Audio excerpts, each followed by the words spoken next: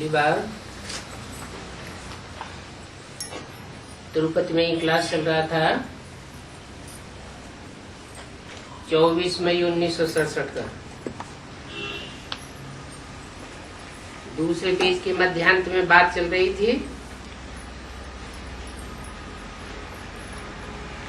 जबकि गीता के भगवान ने राजयोग सिखाया था। भगवान श्री कृष्ण वो तो भगवान नहीं है, वास्तव में वो तो वैकुंठ में रहने वाला है। वैकुंठ का रचयिता तो रचयिता बाप ही कहा जाएगा। जो स्वर्ग का वर्षा देते हैं वो स्वर्ग का वर्षा हम भी ले रहे हैं।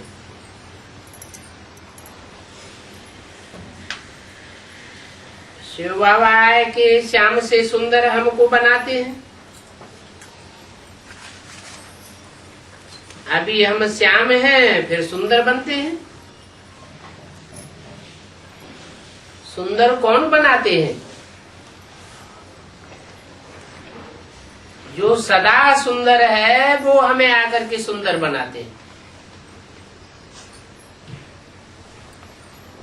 शिव बाबा को सदैव सुंदरम कहा जाता है।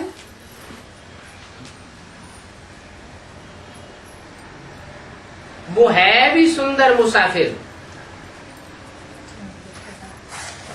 तुम बच्चों को काम चिच्छा से उतार ज्ञान चिच्छा पर बिठाते हैं।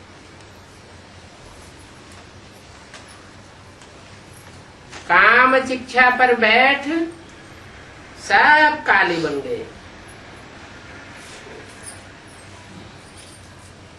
फिर तुम बच्चों को अब सुंदर बनाए रहे हैं। सबको सुंदर नहीं बनाते हैं, तुमको सुंदर बनाते हैं। काले तो सब बन गए। मूल बात है याद की। क्या तुमको सुंदर क्यों बनाए रहे हैं? औरों को सुंदर नहीं बनाते हैं। कारण क्या है?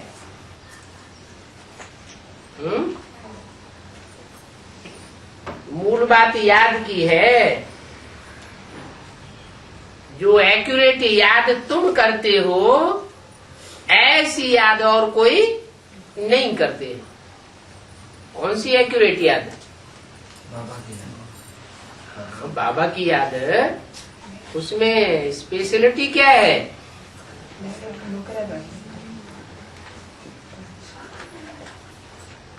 जिस मुकर्रर रथ में तुम साकार में निराकार बाप को याद करते हो ऐसी याद और कोई धर्म वाले नहीं करते हैं।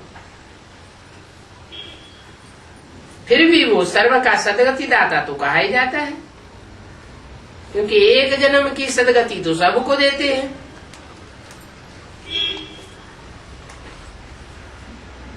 दुख हरता कहा जाता है। फिर हम सदैव सुखी सुख देखेंगे ये तुम जानते हो। हमारे सुख के दिन आते हैं, बच्चों को बहुत खुशी होनी चाहिए। फिर भी बच्चे कहते हैं बाबा हम आपको भूल जाते हैं। अरे इतनी तुमको प्राप्ति होती है, तुम तो मूर्ख हो, भूल जाते हो। बाप को ही भूल जाते हो। बाप क्या कहेंगे? तुमको स्मृति नहीं आती है कि हम किससे बात करते हैं? देह अभिमानी में आने से देह को ही देखते रहते हैं। ब्रह्मा कुमार कुमारी किसको देखते रहते हैं? ब्रह्मा को देखते रहते हैं। और प्रजापिता ब्रह्मा कुमार कुमारी किसको देखते रहते हैं? प्रजापिता को देखते रहते हैं। अरे प्रजापिता पतित है या सुंदरम है? क्या है? काला है। काला है। तुमको सुंदरम कौन बनाते हैं?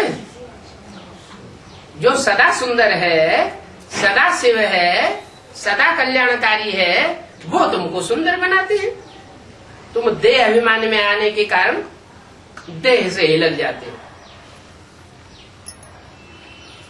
इब्राहिम बुद्ध क्राइस्ट के फॉलोअर रहे होंगे तो उन्हें वही रूप याद आ जाएगा। बाप को तो नहीं भूलना चाहिए। आधा कल्प तुमने याद किया है, अभी आया हूं सिर्फ कहता हूं कि मुझे याद करो और कोई तकलीफ तो नहीं देता हूं,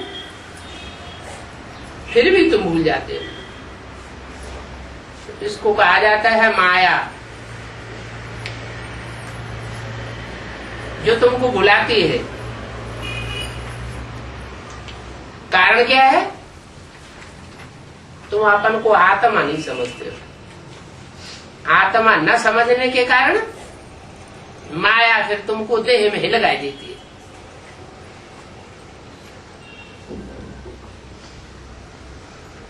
अगला प्रातः क्लास है 23/5/67 का।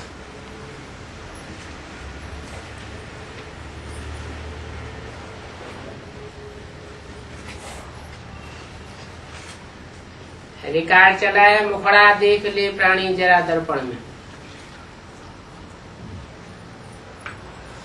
ये बातें रोज बाप बच्चों को समझाते हैं कि सोने से पहले अपने सारे दिन का मुखड़ा देखो कि हमने क्या पाप किया, क्या पुण्य किया। अपना पोता मेल देखते रहो, किसको दुख तो नहीं दिया है,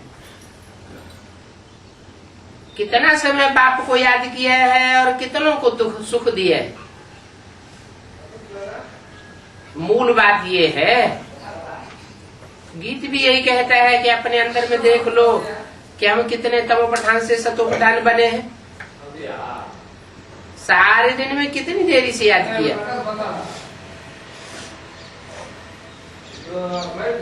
अमृत वेले सवेरे सवेरे याद किया या देरी से याद किया?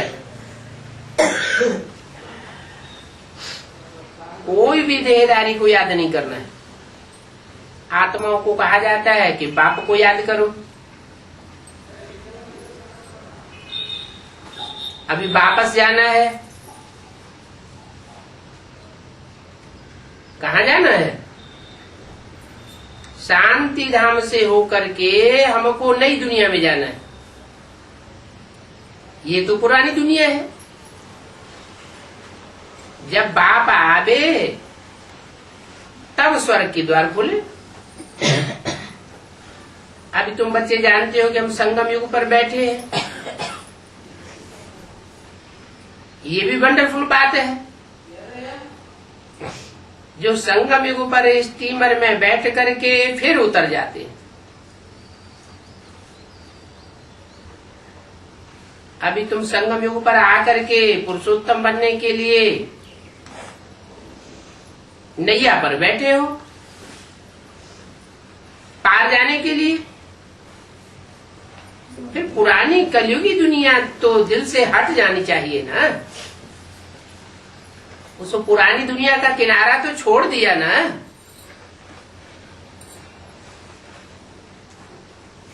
इस शरीर द्वारा अभी सिर्फ इस दुनिया में पार्ट बजाना है। बुद्धि योग का एक पांव नैया में पक्का रखा हुआ है। जब तक ये दुनिया है तब तक सिर्फ तोड़ निभाना है, क्योंकि अभी हमको वापस जाना है। बड़ी खुशी से वापस जाना चाहिए। मनुष्य मुक्ति के लिए कितना माथा मारते हैं, लेकिन माथा मारने वाले मुक्ति और जीवन मुक्ति का अर्थ ही नहीं समझते। शास्त्रों के अक्षर सिर्फ सुने हुए हैं, परंतु वो मुक्ति, जीवन मुक्ति क्या चीज है, कौन देते हैं और कब देते हैं, ये कुछ भी पता नहीं। समझते हर युग में भगवान आते हैं। अरे हर युग में मैं क्यों आऊंगा? समझते हैं हिरण्यकश्यप को मारने के लिए नरसिंह अवतार लेते हैं। 24 अवतार गिनाई दिए हैं। तुम बच्चे जानते हो कि बाप आते हैं मुक्ति, जीवन मुक्ति का वर्षा देने के लिए सिर्फ एक बार।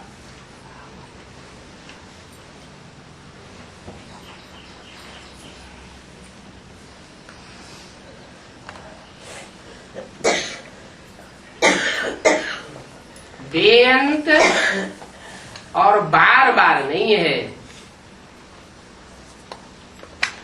तो मुक्ति, जीवन मुक्ति, फिर जीवन बंध में आते हो।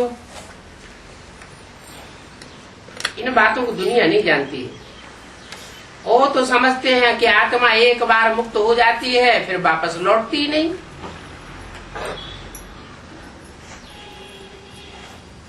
इसलिए कहा जाता है बंदर से भी बदतर। मनुष्य होकर जिनको याद करते हैं उनको जानना भी तो चाहिए ना। अब ये बूझ पड़ी है कि हम आत्मा हैं। बाबा हर एक बच्चों को सहज शिक्षा देते रहते हैं। तुम भक्ति मार्ग में दुख में याद करते थे, परंतु वहां तो पहचानते ही नहीं थे। अभी मैंने आकर के तुमको अपनी पहचान दी है कि कैसे मुझे याद करो, तो तुम्हारे विकर्म विनाश होंगे। अभी तक कितने विकर्म विनाश हुए हैं वो अपना पोता मेल रखने से पता पड़ेगा।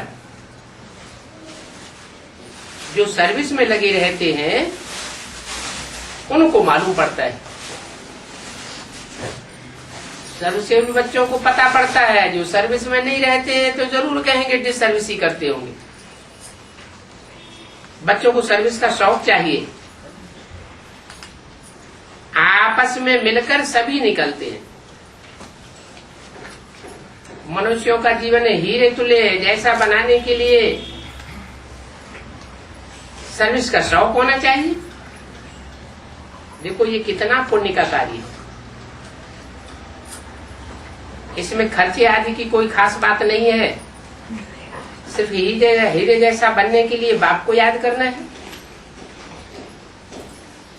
उपराज परी, सब्ज परी, ये सब नाम तो है ना। ये सब तुम हो। तुम जितना जितना याद में रहेंगे उतना उतना हीरे जैसा बनते जावे। कोई माणिक जैसा बनेंगे, कोई पन्ना जैसा बनेंगे, कोई हीरा जैसा बनेंगे। ऐसे नहीं कि पुखराज ही रह जाएंगे। याद के ऊपर सारा मदार है। नवरत्न होते हैं ना। कोई ग्रहाचारी होती है तो नवरत्न पहनते हैं।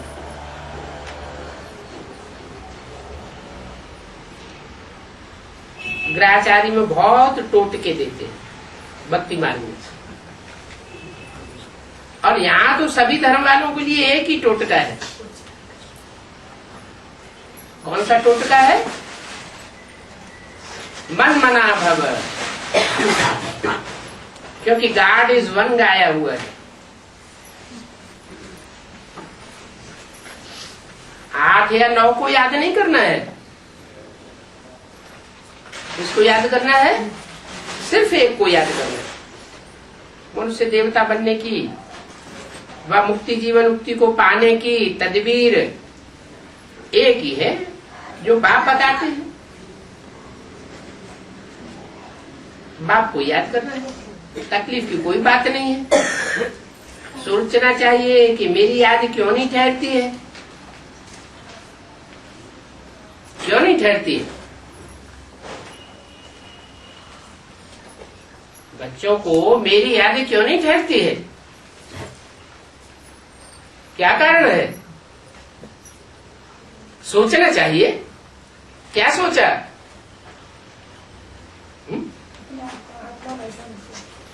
आत्मा नहीं समझते? किसका संग का रंग लग गया?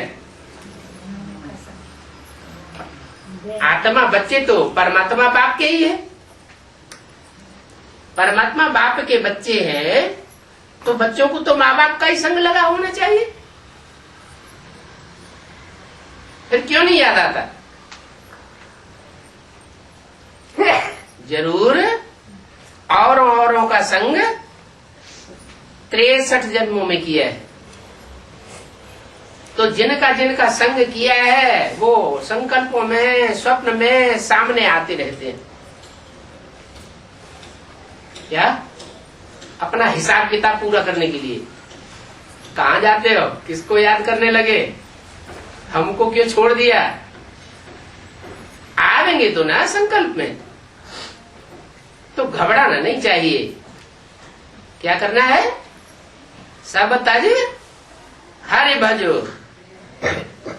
बुद्धि में ज्ञान तो बैठा है ना कि किन की याद से हम नीचे गिरे, किन के संग से नीचे गिरे और किसके संग से हमें ऊंचा उठना है।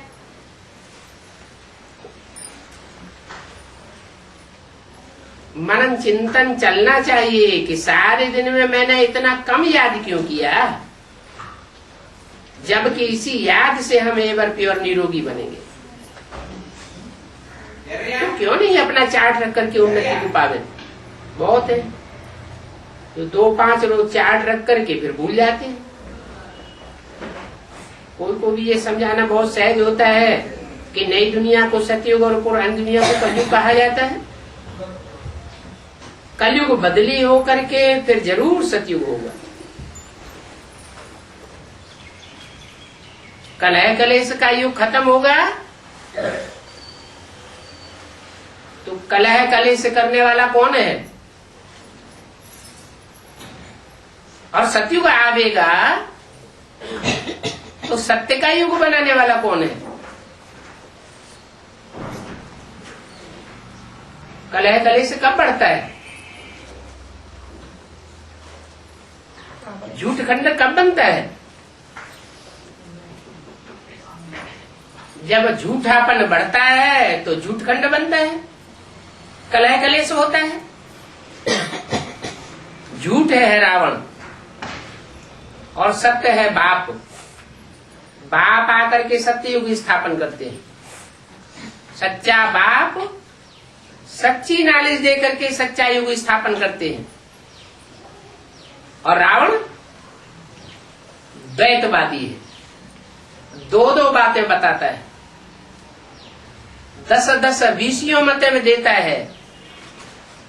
झूठ के पीछे झूठ, झूठ के पीछे झूठ, एक झूठ के पीछे अनेकों झूठ बोलनी पड़ती है। तो वो झूठी दुनिया बनाता है और बाप सच खंड बनाता है। बदली होता है तभी हम समझा रहे हैं कि कलयुग बदली होकर के अभी सतयुग आना है। दूसरी तो कोई बात है नहीं। चार्ट रख करके उन्नति पाना चाहिए। शास्त्रों में तो कल्प की आयु ही लंबी कर दी है, इसलिए सभी घोर अंधियारे में पहुंच गए। बुद्धि में बैठता ही नहीं है कि अब कलयुग खत्म होने वाला है, सतयुग आने वाला है। दूसरी बात यह है कि बाप के लिए भी कह देते हैं कि अभी पूरा निश्चय नहीं होता है कि ये वो ही है जो ब्रह्मा के तन में आकर के पढ़ाए गए। अरे तुम ब्रह्मा के बच्चे ब्राह्मण हो ना, ब्रह्मा कुमार कुमारी कहलाते हो। इसका अर्थ क्या है?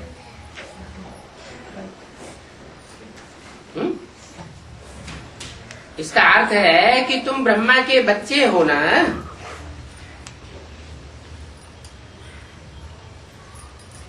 वर्षा कहाँ मिलेगा? ब्रह्मा से वर्षा मिलेगा क्या? ब्रह्मा का अर्थ क्या है? ब्रह्मा का अर्थ है बड़ी माँ। माँ से वर्षा मिलता है क्या? एडॉप्शन तब होती है जब कोई प्राप्ति होती है।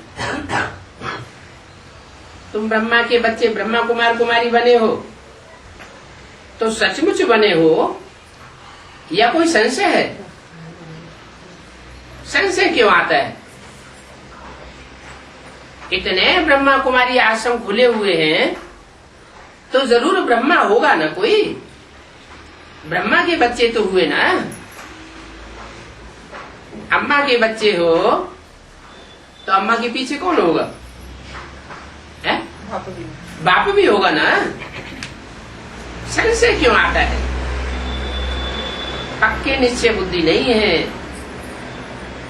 स्त्री और पुरुष की दृष्टि बदलने में भी समय लग जाता है। कोई तो बहुत भाग्यशाली होते हैं, झट समझ जाते हैं।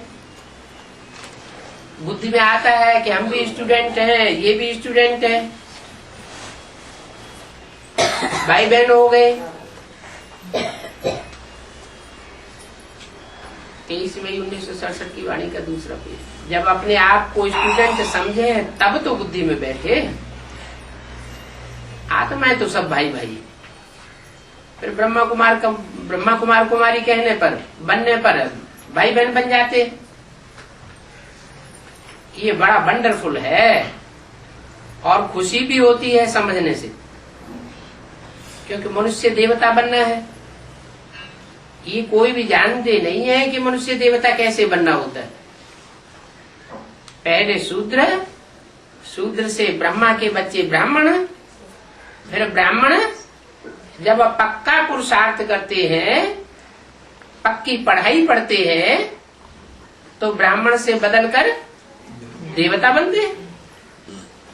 ये कोई भी जानते नहीं है कि मनुष्य देवता कैसे बनना होता है। तुम्हारे में भी नंबरवार पुरुषार्थ अनुसार जानते हैं। कोई तो बंधन मुक्त भी है, तो भी कुछ न कुछ उस दुनिया में बुद्धि जाती रहती है। कर्मातीत अवस्था में बनने में टाइम लग जाता है। तुम बच्चों को अंदर में बहुत खुशी रहनी चाहिए। कोई भी मुझाट नहीं होनी चाहिए, बुद्धि में झंझट नहीं होनी चाहिए। आना चाहिए कि हम आत्माओं को अब बाबा के पास जाना है। पुराने शरीर आदि सब छोड़ करके फिर बाबा के पास जावेंगे। हमने कितना पार्ट बजाया है, अभी हमारा चक्र पूरा होता है। ऐसे ऐसे अपने साथ बातें करनी चाहिए। जितना बातें करेंगे उतना हर्षित मुख रहेंगे और अपनी चलन को भी देखते रहेंगे। कहाँ तक हम लक्ष्मी नारायण को भरने लायक बने। नारद तो भक्त था। भक्त कहते कुछ और हैं, करते कुछ और हैं। कहीं नारद जैसी चलन हमारी तो नहीं है। औरों से कहता था चलो बैकुंठ, खुद कहाँ चक्कर काटता था है? नर्क की दुनिया में। इससे तो फायदा होने वाला नहीं है। जब तक भक्ति की बदबू न निकले तब तक कर्मातीत अवस्था नहीं बन सकती। भक्त क्या करते हैं? कहते कुछ और है और करते कुछ और है। कथनी करनी उनकी एक नहीं होती। ज्ञानी का मतलब यह है जो कहना, जो सोचना, सो करना। तो भक्ति की बदबू तो बुद्धि में से निकल जानी चाहिए। बुद्धि में सुदर्शन चक्र हमेशा फिरता रहे। बुद्धि से ही समझा जाता है। अभी तो थोड़े ही समय में ये पुराना शरीर सब को छोड़ना है। ये बहुत जन्मों के अंत के जन्म का भी अंत है। मृत्युलोक में ये सब का अंतिम शरीर है। तुम एक्टर्स भी हो। एक शरीर रूपी वस्त्र छोड़ करके दूसरा धारण करते हो, तो अपने को एक्टर समझते तो हो ना। आगे नहीं समझते थे। अभी ये नॉलेज तुमको मिली है तो अंदर में खुशी बहुत रहनी चाहिए। पुरानी दुनिया से वैराग आना चाहिए, नफरत आनी चाहिए। तुम बेहद के सन्यासी हो।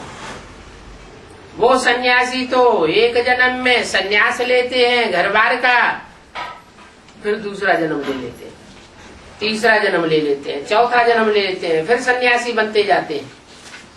तुम तो इस अंतिम जन्म में एक बार ही सारी दुनिया के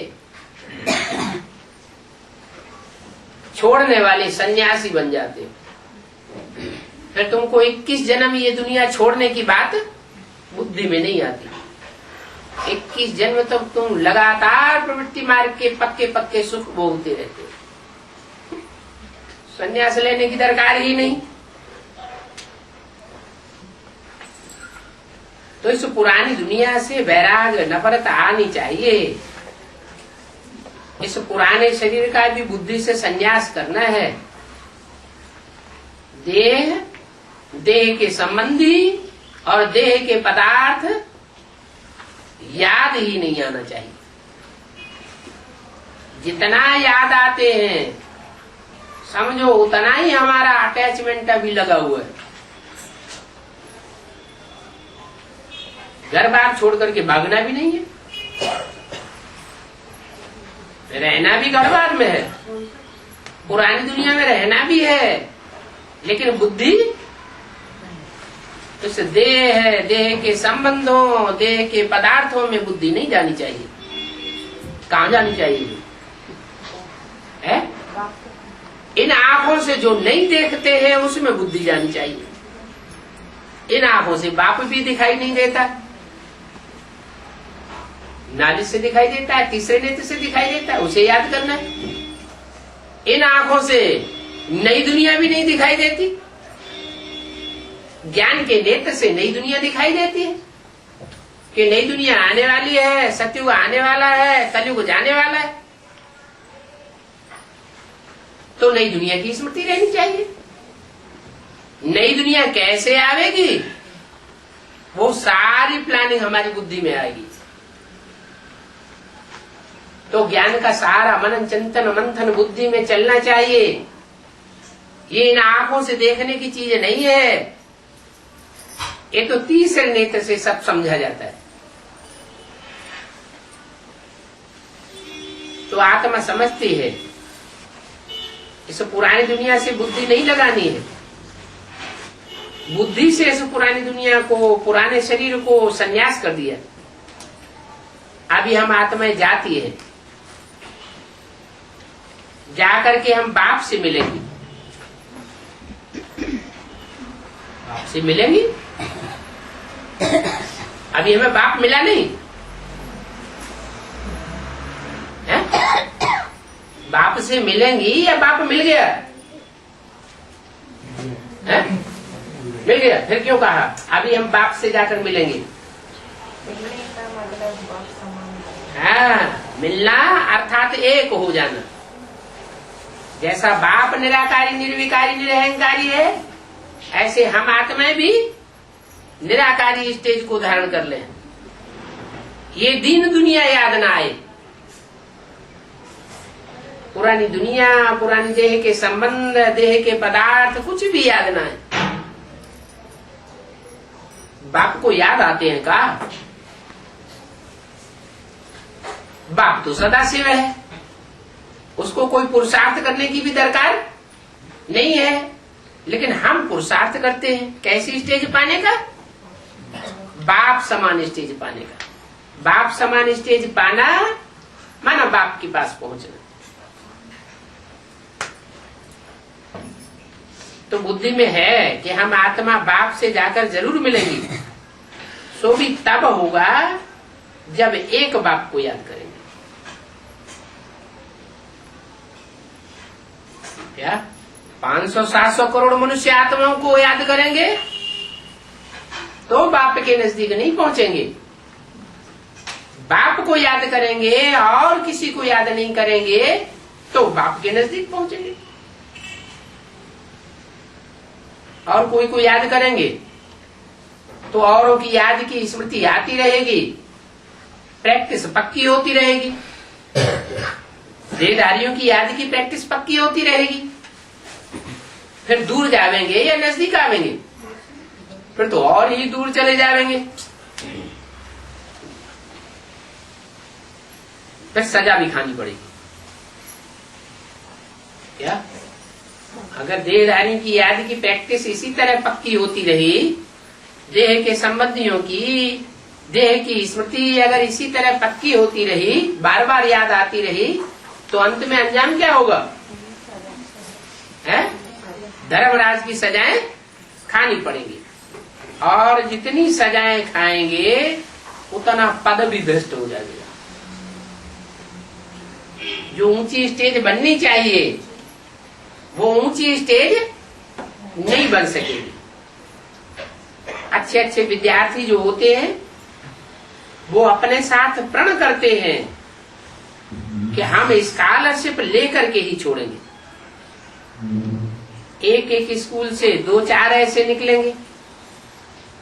तो यहाँ पर भी हर एक को यही ख्यालात रखना है कि हम बाप से पूरा राजभाग लेकर के छोड़ेंगे। उनकी फिर चलन भी वैसी ही होगी। आगे चल करके पुरुषार्थ करते करते गैलअप करना है। वो तब होगा जब रोज शाम को अपनी अपनी अवस्था को देखते रहेंगे। बाबा के पास समाचार तो आते ही है, हर एक के आते हैं। बाबा हर एक को समझ सकते हैं। किसी को तो कह भी देते हैं कि तुम्हारे में इतना दम नहीं दिखाई पड़ता है। कितना दम?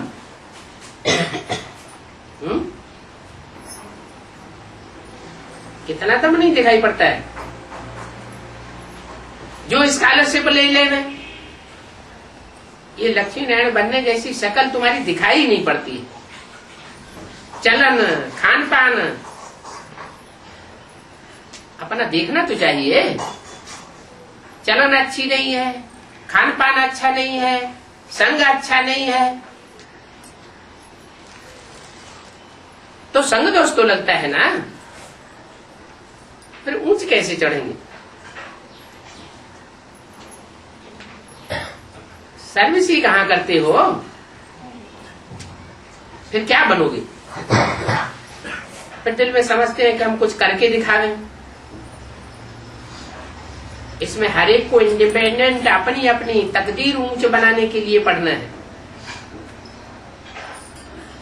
अगर श्रीमत पर नहीं चले तो फिर इतना ऊंच पद नहीं पाएंगे। कितना ऊंच पद?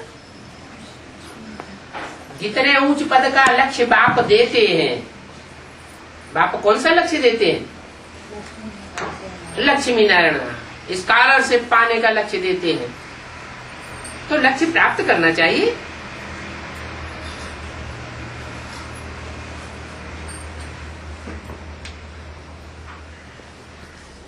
तुमको तो सब साक्षात्कार होंगे कि हम किस प्रकार का पद पाने लायक हैं। अपने पद का भी साक्षात्कार करते रहेंगे। शुरू में भी सब साक्षात्कार करते थे, फिर बाबा सुनाने के लिए मना कर देते थे। पिछाड़े में भी तुम सब बच्चों को सब पता पड़ेगा कि हम क्या बनने वाले हैं, कौन सा पद पाने वाले हैं।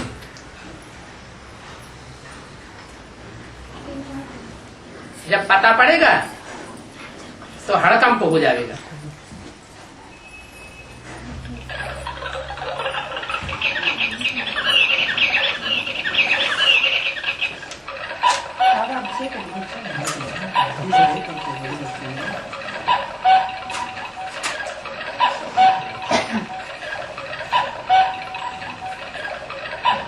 फिर जब सबको पता पड़ेगा फिर कुछ कर नहीं सकेंगे। कल्प कल्पांतर की ये हालत हो जाएगी। जिनको ऊंच पद पाना होगा वो ऊंच पद पावेंगे, जिनको नीच पद पाना होगा वो नीच पद पावेंगे। बहुत त्राय त्राय हो जाएगी। डबल सिरताज, डबल राजभाग पाए नहीं सकेंगे। अभी पुरुषार्थ करने की बहुत मार्जिन है। कब की बात बताई है? ये सन 67 की मुरली है। उस समय की मार्जिन की बात बताई कि बहुत मार्जिन है, बहुत लंबा टाइम पड़ा हुआ है। और अभी तो फाइनल पेपर सबके शुरू होने वाले, सबका रिजल्ट आने वाला है। त्रेता के अंत तक 16,000 की माला बननी है। क्या त्रेता के अंत तक बनेगी या अभी संगम युग में बननी है?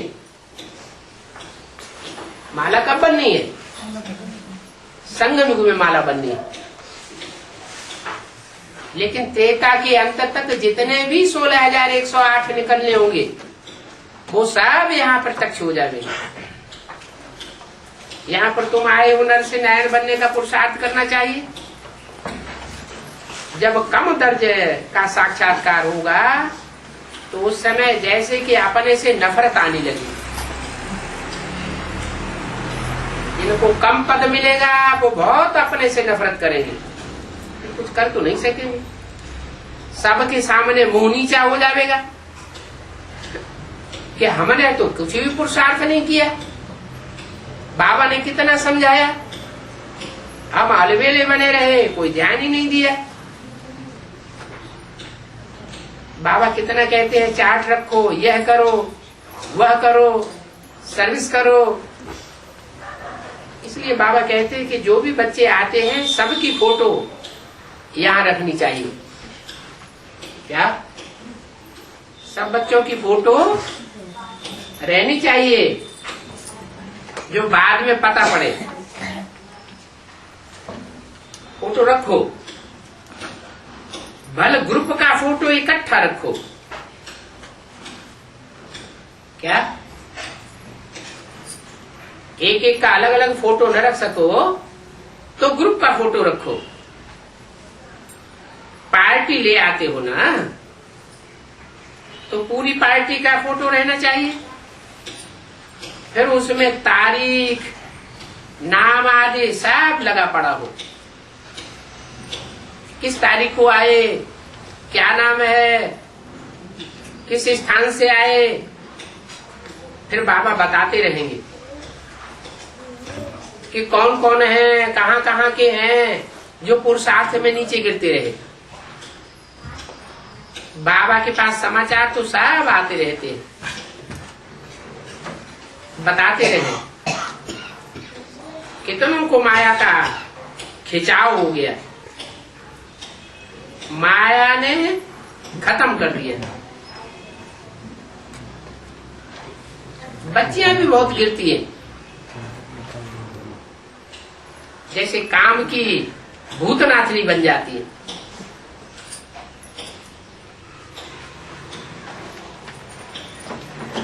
एकदम डर्टी ब्रूट्स बन जाते हैं।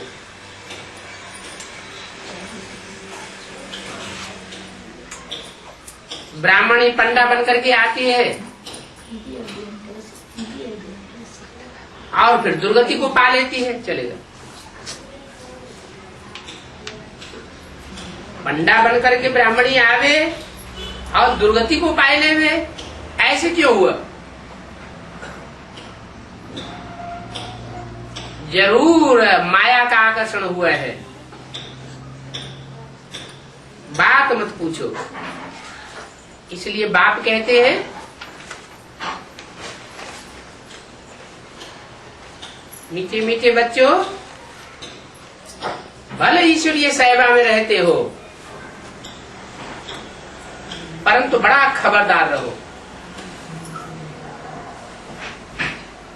23 मई 1967 की वाणी का 3रा पेज।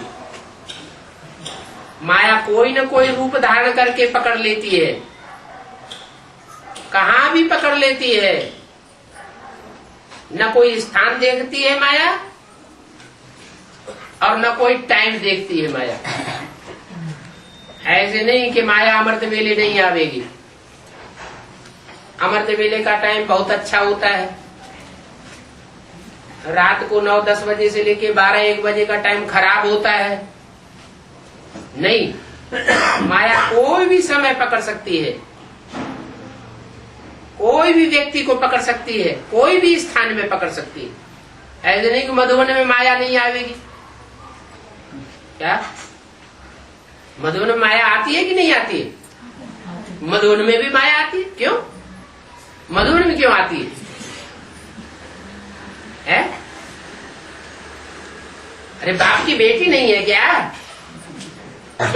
मधुबन बाप का घर है, मधुसूदन का घर है, तो घर में बेटी आवेगी नहीं क्या? घर में बेटी तो आवेगी। तो इस दुनिया में माया का पसारा चारों ओर लगा पड़ा है। कोई भी रूप धर करके पकड़ लेती है। क्या? स्त्री का रूप धर करके पकड़े, पुरुष का रूप धर करके पकड़े, कोई उसको रोक टोक नहीं है। कोई के नाम रूप की तरफ देखो भी नहीं। क्या? किसका नाम बड़ा बाला है, बहुत ऊंची हस्ती वाला है, रूप की तरफ आकर्षण हुए, जैसे ब्रह्मा बाबा के रूप की ओर आकर्षित हो गए तो कितने गिर गए? क्या घाटा आ गया? कुखवंशावली ब्राह्मण बन पड़े। बनना क्या था? बनना था मुखवंशावली, बन गए कुखवंशावली। तो जो भी कुखवंशावली बने वो सब दूसरे दूसरे धर्मों में कन्वर्ट होने वाली बन जाते हैं, नीचे गिर जाते हैं। तो बाप कहते हैं नाम रूप को देखो भी नहीं।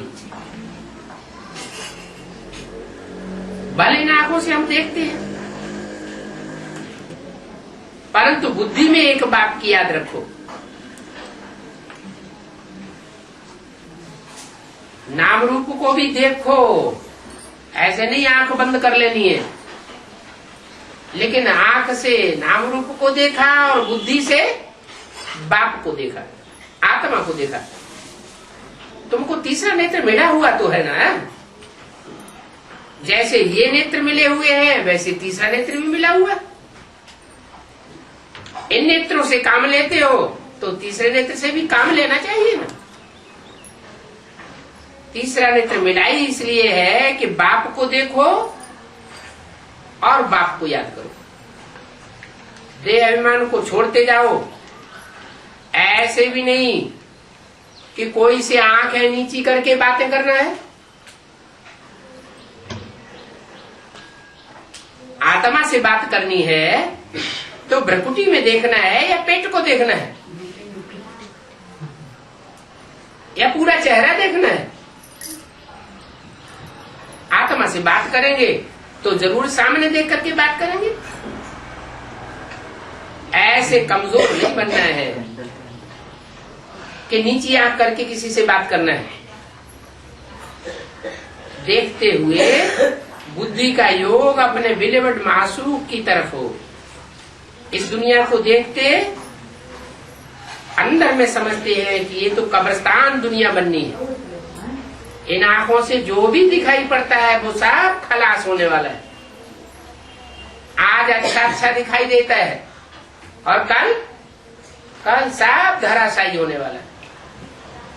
ये ऊंची ऊंची बिल्डिंगें जो अभी हम देखते हैं वो कल नहीं रहेंगी। तो उनमें ममत्व लगाना चाहिए क्या? ममत्व तो नहीं लगाना चाहिए। अंदर में समझते हैं कि एक तो कब्रिस्तान होना है, इनसे हम क्या संबंध रखें? ये तो सब विनाशी है। तुमको ज्ञान मिलता है अविनाशी ज्ञान रत्नों का। इन रत्नों को धारण करके और उन पर चलना है। भक्ति मार्ग में तो सब दंत कथाएं हैं। भक्ति मार्ग को कब ज्ञान मार्ग नहीं कहा जा सकता, क्योंकि भक्ति मार्ग आता है रावण से और ज्ञान मार्ग आता है राम से। भक्ति नीचे ले जाती है और ज्ञान ऊपर ले जाता है। कहीं भी कोई शास्त्रों की बात बोले तो कहो शास्त्रों का नाम हमारे सामने मत लो। शास्त्र अनेक मनुष्यों के लिखे हुए हैं। जो भी मनुष्य है सब विकारी है। विकारी बुद्धि की जो रचना है वो हमको भी विकारी बनावेगी। इसलिए हम मनुष्यों के लिखे हुए शास्त्रों को मानते नहीं हैं। जानते तो हैं कि हैं, हम तो एक बाप को मानते हैं। एक बाप जो जन्म मरण के चक्र से न्यारा है वो हमको सत्य बात बतलाते हैं। ये सब भक्ति मार्ग के शास्त्र है। अभी तो ज्ञान मार्ग चल रहा है। ज्ञान मार्ग चलाने वाला एक बाप इस सृष्टि पर आया हुआ है। ज्ञान है तो फिर भक्ति की तो बात भी नहीं आनी चाहिए। क्यों? क्योंकि भक्ति की बात जहां आवेगी उनको तो शरीर छोड़ना पड़ेगा। शरीर छोड़ेंगे तो शरीर छोड़ने वाले बाप से वर्षा जीते जी ले नहीं सकेंगे। बाप से वर्षा नहीं ले सकेंगे तो किससे वर्षा लेंगे फिर? हैं? कोई न कोई देहधारियों से वर्षा लेना पड़ेगा। जैसे कृष्ण की आत्मा है, शरीर छोड़ दिया तो वर्षा किससे लेती है? प्रैक्टिकल में वर्षा उसे किससे मिलेगा? नारायण से वर्षा मिलेगा। जो बाप से वर्षा मिलता है डायरेक्ट वो तो नहीं ले सकेंगे। तो क्या कमजोरी आ जाएगी? ये कमजोरी आ जाएगी कि जो भी दुनिया के पावरफुल धर्म पिताएं हैं वो कोई भी उनको अपने प्रभाव में ले सकते हैं। जैसे हिस्ट्री बताती है यज्ञ की, यज्ञ के आदि से लेकर के और अंत तक ब्रह्मा की आत्मा दूसरे दूसरे धर्म वालों के प्रभाव में आती रही और दुर्गति को पाती रही। क्यों पाया? क्यों दुर्गति को पाया? क्योंकि यज्ञ के आदि में जिस बाप से ज्ञान की प्राप्ति हुई थी उस बाप को भूल गए। देवान आ गया, मैं कृष्ण हूं, सत्ययुग में जाके प्रिंस बनूंगा, मैं सृष्टि का पहला पत्ता हूं। देवान आने से फिर पतन हो जाता है। तो बाप कहते हैं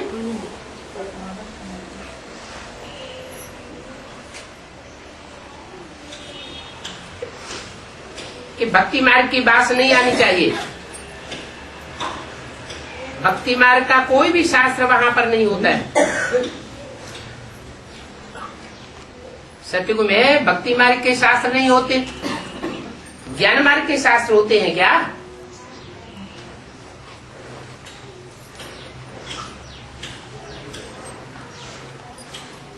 ज्ञान मार्ग के चित्र, ज्ञान मार्ग के शास्त्र वहां होते हैं क्या?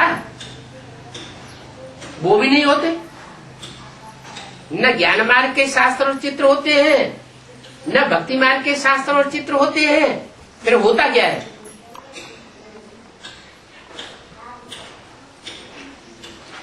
किस आधार पर 21 जन्म तक नई दुनिया टिकी रहती है? आत्मिक स्थिति होती है। आत्मिक स्थिति का आधार है जो बाप यहाँ आकर के पक्का कराते हैं कि तुम आत्मा हो, तुम देह नहीं हो। संगम युग पर तो ये देह आदि सब भूलनी पड़ती है। बाबा ने बहुत बार समझाया है, ये शास्त्र आदि सब भक्ति मार्ग के हैं। ज्ञान मार्ग तो इनसे बिल्कुल अलग है। और ज्ञान है ही एक परमपिता परमात्मा के पास। बाकी सबके पास भक्ति का भंडार है। क्या? चाहे कोई ब्रह्मा कुमार कुमारी हो और चाहे कोई प्रजापिता ब्रह्मा कुमार कुमारी हो, चाहे कोई इस्लाम कुमारी हो, चाहे कोई क्रिश्चियन कुमार कुमारी हो, सबके पास क्या है? भक्ति का भंडार। और ज्ञान का भंडार किसके पास है? इस दुनिया में ज्ञान का भंडार किसी के पास है या नहीं है? है। इस दुनिया में बाप आया हुआ है, बाप के पास है ज्ञान का भंडार और बाकी सबके पास है भक्ति का भंडार। तभी तो पतित पावन ज्ञान सागर को बुलाते हैं। अभी तुम बच्चे जानते हो ज्ञान से सदगति होती है। शास्त्रों में लिख दिया है, ऋते ज्ञानान्न मुक्ति, बिना ज्ञान के मुक्ति जीवन मुक्ति नहीं हो सकती। लेकिन वो कौन सा ज्ञान है? क्या ज्ञान है? किसने आकर के दिया? कब ज्ञान दिया? और उससे कैसी मुक्ति होती है वो किसी को पता नहीं। समझते हैं ऐसी मुक्ति होती है जो हमेशा के लिए जन्म मरण के चक्कर से आत्मा मुक्त हो जाए। तो आत्मा का अस्तित्व रहा कि नहीं रहा? आत्मा विनाशी हुई या अविनाशी हुई? लेकिन जब मुक्त हो गई हमेशा के लिए जन्म मरण के चक्कर से, कभी जन्म होना ही नहीं है, तो विनाशी हुई या अविनाशी हुई? क्या कहेंगे? विनाशी हो गई। इस सृष्टि से आत्मा का अस्तित्व ही हमेशा के लिए चला गया, तो आत्मा तो विनाशी हो गई। तो अपना विनाश कौन चाहेगा? तो बाप बतलाते हैं कि तुम ऐसी ज्योति बिंदु आत्मा हो जिसका पार्ट कभी विनाश नहीं होता। 84 जन्मों का जो पार्ट जिसके जिसके अंदर भरा हुआ है, वो पार्ट ज्यों का त्यों कल्प कल्पांतर बजता रहेगा। बाप को बुलाते हैं पति से पावन बनने के लिए। अभी तुम बच्चे जानते हो कि ज्ञान से ही सदगति होती है, भक्ति से ड्रामा अनुसार दुर्गति होती है। अभी फिर बाप आए हुए हैं सदगति करने, तो फिर बाप को याद करना चाहिए। सारा दिन बाबा बाबा करते रहना चाहिए। प्रदर्शनी पर समझाते समय 1000 बार मुख से बाबा बाबा निकले, बाबा ने ऐसे कहा, बाबा ने ऐसे कहा। तो कभी भी ज्ञान का अहंकार नहीं आवेगा कि हम जो भी सुनाते हैं ये ज्ञान कोई हमारा ज्ञान नहीं है, हम ज्ञानी आत्मा नहीं है। हम किसका ज्ञान सुनाते हैं? जो बाप ने हमको ज्ञान दिया है वो ज्ञान हम तुमको सुनाते हैं। बाबा को याद करने पर तुम्हारा कितना मान हो जाएगा, बहुत फायदा होगा। शिव बाबा कहते हैं मामा के याद करो तो तुम्हारे विकर्म विनाश होंगे। शिव बाबा को याद करो तुम तमो प्रधान से सतो प्रधान बन जाओगे। बाबा कहते हैं अब बस मुझे ही याद करो, ये बात भूलो मत। बाप का ये महामंत्र मिलता है, मन मना भव। तो हर एक को समझाना चाहिए कि पहले पहले बाप को जानो, इसमें ही तुम्हारा कल्याण है। ये 84 का चक्र तो समझाना बहुत सा आसान बात है। बच्चों को प्रदर्शनी में समझाने का शौक बहुत होना चाहिए। अगर कहीं देखें कि हम नहीं समझा सकते हैं तो कह सकते हैं कि हम अपनी बड़ी बहन को बुलाते हैं कि तो गीता पाठशाला है, इसमें कोई कम पढ़ते हैं कोई जास्ती पढ़ते हैं, हमने इतनी पढ़ाई नहीं पढ़ी है, इसलिए हम बड़ी बहन को बुलाते हैं, तो उनसे समझो। ये कहने पर देह अहंकार नहीं आवेगा। जिनको देह अहंकार आता है वो फिर उल्टी सुल्टी बातें सुनाते रहते हैं। जहां जहां बड़ा सेंटर हो तो प्रदर्शनी कर देनी चाहिए, चित्र भी लगा हुआ हो, gateway to heaven is स्वर्ग। अभी स्वर्ग के द्वार खुल रहे हैं। इस ओवनहार लड़ाई से पहले अपना वर्षा ले लो। क्योंकि गेट वे टू हेवन क्या है? लड़ाई। ये महाभारत लड़ाई स्वर्ग के गेट खोलेगी। कौन सी लड़ाई है? सत्य और असत्य की लड़ाई है। भक्ति क्या है और ज्ञान क्या है, इसकी लड़ाई है। भक्ति किससे आती है और ज्ञान किससे आता है? जो भक्त होंगे वो भक्ति को जिंदाबाद करेंगे, जो ज्ञानी बच्चे होंगे बाप के वो ज्ञान को जिंदाबाद करेंगे। अभी स्वर्ग के द्वार खुल रहे हैं। जैसे मंदिर में रोजाना जाना होता है वैसे ही तुम्हारी भी ये पाठशाला है। चित्र लगा हुआ होगा तो समझाने में सहज होगा। कोशिश करो कि हम अपनी पाठशाला को चित्रशाला कैसे बनावे। भव का होगा तो मनुष्य आवेंगे, वैकुंठ में रास्ता जाने का देखेंगे। एक सेकंड में समझने का रास्ता बाप बताते हैं। बाप कहते हैं तमो प्रधान कोई वैकुंठ में नहीं जा सकेंगे, जो सतो प्रधान बनेंगे वो ही वैकुंठ में जा सकेंगे। नई दुनिया में जाने के लिए सतो प्रधान बनना पड़े। ये दुनिया तो तमो प्रधान है। बड़े बड़े शंकराचार्य आदि हैं। सबको बोलो तुम कौन सी दुनिया में रहते हो, तो क्या बतावेंगे? शंकराचार्य कौन सी दुनिया में रहते हैं? ब्राह्मण की दुनिया में रहते हैं शंकराचार्य। वो कहेंगे हम पुरानी दुनिया में रहते हैं, कलयुगी दुनिया में रहते हैं। ये कोई सतयुगी दुनिया थोड़ी ही है। वृक्ष से पैदा होने वाले हैं ना। कहेंगे तुम काय से पैदा होने वाले? तुम वृक्ष से पैदा नहीं हुए हो क्या? तो बोलो, फकुर से बोलना चाहिए हम ब्रह्मा कुमार कुमारी हैं। हम ब्रह्मा मुख से पैदा हुए हैं। क्या हम भ्रष्ट इंद्रियों से पैदा नहीं हुए हैं? हमारी पैदाइश बहुत ऊंची है। फिर ऊपर से बाप की ग्लानि अगर कर देवेंगे, उल्टी चलन चल देंगे, उल्टा सुल्टा ज्ञान सुनावेंगे तो और ही बोझा चढ़ जाएगा। सर्वव्यापी के ज्ञान से परमात्मा बन जाते हैं और सभी को परमात्मा बनाई दिया है। पहले पहले बाप का परिचय अच्छी रीति देना चाहिए, फिर वो माने या ना माने, आगे चल करके मानेंगे कि बाप सर्वव्यापी नहीं है, शिवोहम का ज्ञान अच्छा नहीं है, ब्रह्मास्मि ये ठीक नहीं है।